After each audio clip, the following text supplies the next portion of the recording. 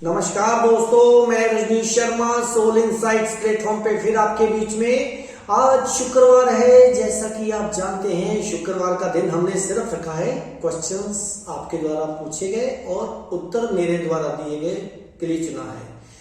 तो मित्रों, शुरू करने से पहले हर बार की तरह मैं आपको एनवायरनमेंट से जागरूक कराता हूँ कि आपको हर समय ध्यान रखना है कि अपने आसपास पेड़ लगाने हैं और अपने आसपास जो लोग पानी की वेस्टेज कर रहे हैं उनके खिलाफ खड़े होना है।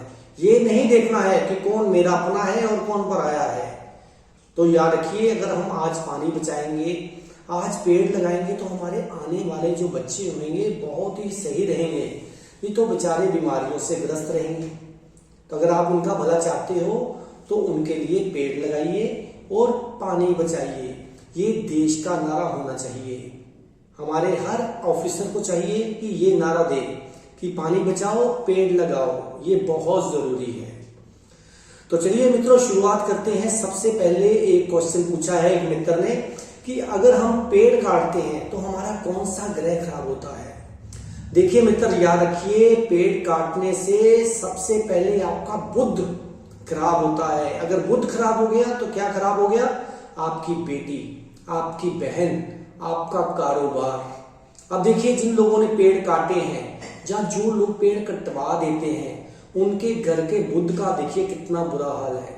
जहां तो उनकी बेटी परेशान होगी पैसे की तरफ से, जहां हेल्थ वाइज, और उनको कई तरह के बिजनेस में गिरावट का सामना करना पड़ेगा।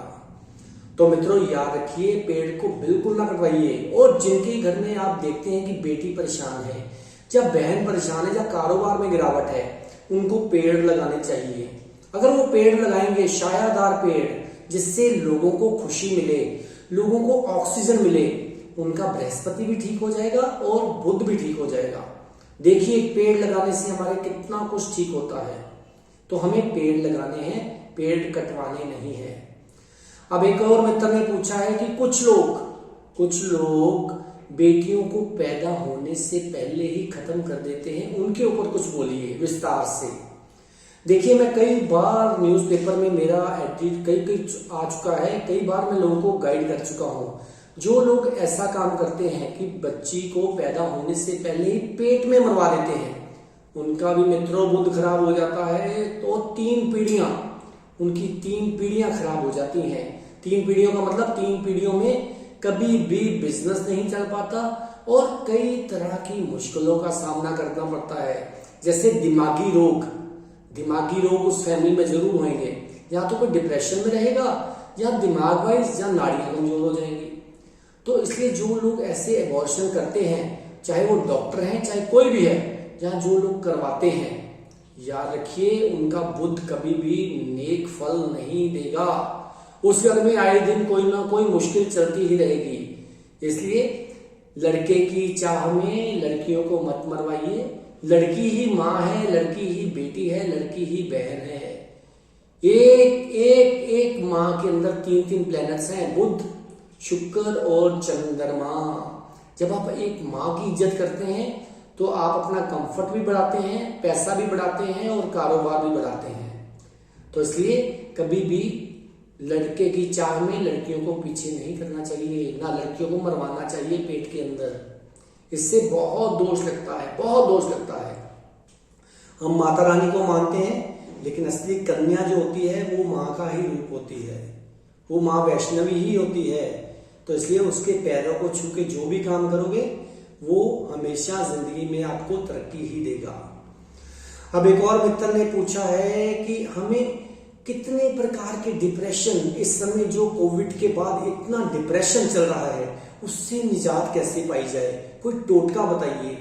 देखिए, उसके लिए टोटका नहीं, उसके लिए एक रास्ता है। वो रास्ता है मेडिटेशन। सुबह अर्ली उठिए। जो इंसान डिप्रेशन से निजात पाना चाहता है उसको सबसे पहले जल्दी सोना है और जल्दी जागना है। इससे आपके अंदर डिप्रेशन अपने आप दूर हो जाएगा। मैंने देखा है कोविड के कारण बहुत से लोगों को बहुत सी परेशानियां आ रही हैं, किसी को मॉनेटरी, किसी को फिजिकली, लेकिन अपने अंदर डिप्रेशन नहीं लेके आना है। सूर्य निकलने से पहले उठिए तो आप देखेंगे आपका डिप्रेशन छूमंतर हो गया।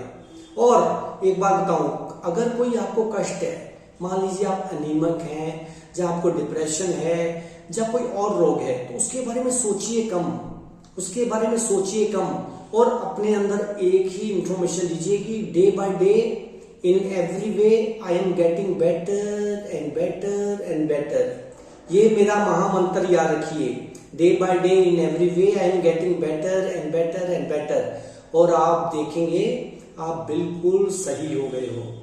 और डिप्रेशन क्या होता है? सिर्फ लोगों से आगे बढ़ने की चाह, कि मैं उससे पीछे रह गया, मेरे को डिप्रेशन हो गया, वो अनपढ़ था वो करोड़पति हो गया, मैं पढ़ा लिखा पीएचडी होल्डर और मेरे पास एक पैसा भी नहीं है। ये बिल्कुल मत सोचिए। कंपटीशन छोड़िए और अहंकार को छोड़िए। अहंकार ही जड़ है सब बीमारियों की, चाहे वो डिप्रेशन हो, चाहे हेडेक हो, चाहे कोई भी कष्ट हो। तो इसलिए दूसरे के साथ वैसा व्यवहार कीजिए जो आप अपने साथ सह सकते हैं। अहंकार को छोड़िए, अपने आप ही देखना डिप्रेशन शू मंत्र हो जाएगा। और किसी को देख के जेलसी मत कीजिए। कंपटीशन में बिल्कुल मत उतरिए। जब आप कंपटीशन में उतरते हैं तभी ही मुश्किलों का सामना करना पड़ता है। अब एक और मित्र ने पूछा है कि मैं जब भी सड़क पे चलता हूं, मैं देखता हूं गाड़ियों के अंदर लटके फेस और कोई भी खुश नहीं है, उसके पीछे क्या कारण है? उसके पीछे हमें ज्योतिष से रिलेटेड बताइए कि हमें क्या करना चाहिए जिससे कि हम बिल्कुल खुश रहें। उसके लिए मित्र कुछ नहीं करना है, खुशी तो अपने अंदर से आती है। ना मैं आपको खुशी दे सकता हूं, ना कोई दे सकता है। और याद रखिए, सबसे पहले अपने असली स्वरूप को पहचानिए कि आपका असली स्वरूप है क्या। अपने आप को पूछिए, मैं कौन हूं, मैं कौन हूं, मैं कौन हूं, और अपने आप आपको उसका जवाब आएगा कि आप कौन है। जब हम अपने स्वरूप से, अपने स्वभाव से, अपने नेचर से परे होते हैं तभी ही हमारे मुंह लटक जाते हैं। और आप देखेंगे, कई लोगों को देखेंगे जो उम्र से पहले ही बूढ़े हो गए। उसका कारण सिर्फ और सिर्फ एक यही है कि वो अपने आप को छोड़ के दूसरों को देखना शुरू हो गए हैं। जब आप दूसरों को देखेंगे तो नेचुरली आप डिप्रेशन में जाएंगे, जहां आपके मुंह हमेशा लटके ही रहेंगे। किसी ब्यूटिफिकेशन, किसी ब्यूटी पार्लर पे जाने से कभी भी चेहरा सुंदर नहीं होता है। चेहरा सुंदर होता है आपके पॉजिटिव रहने से। खाना खाते वक्त, पानी पीते वक्त उसको पॉजिटिव से पीजिए और दूसरों की तरफ मत देखिए। दूसरों की तरफ देखेंगे तो हमेशा दुखों का ही सामना करना पड़ेगा। अब एक और मित्र ने पूछा है कि हमारी बॉडी में कब कब चेंजेस आते हैं। हमारी बॉडी में हर 7 साल बाद चेंज आता है मित्रों, हर 7 साल बाद। वैसे तो हर 1 मिनट बाद इंसान का चेहरा चेंज हो जाता है। और जो बेईमान लोग हैं, जो नेगेटिव लोग हैं, उनका चेहरा तो आप देखेंगे हर आधे दिन में चेंज हो रहा है। वो ऐसे लगेंगे जैसे डिप्रेशन, बूढ़े हो गए, शक्ल काली हो गई। उसका मतलब क्या है? क्योंकि वो हर समय नेगेटिविटी में रहते हैं। ऐसे लोगों का संग करना भी मेरे ख्याल से सही नहीं। अगर उनकी फैमिली मेरी इस बात को सुन रही हो तो उनको भी पॉजिटिव कीजिए, परमात्मा का नाम लें, ध्यान करें। लेकिन आपको मैं एक सलाह दूं, कोई भी नेगेटिव, आप देखिए अपनी ऊर्जा को चेक कीजिए। आप अगर किसी नेगेटिव बंदे के पास जाते हैं तो आप देखेंगे आपका चेहरा इमीडिएटली चेंज हो जाएगा। आपके चेहरे पे रिंकल्स दिखाई देने शुरू हो जाएंगे। और अगर आप पॉजिटिव बंदे के पास बैठते हैं तो आप अपना फेस फील करेंगे कि जैसे किसी ने पता नहीं कितना अच्छा फेशियल कर दिया है। तो मित्रों, हमें सिर्फ पॉजिटिव रहना है।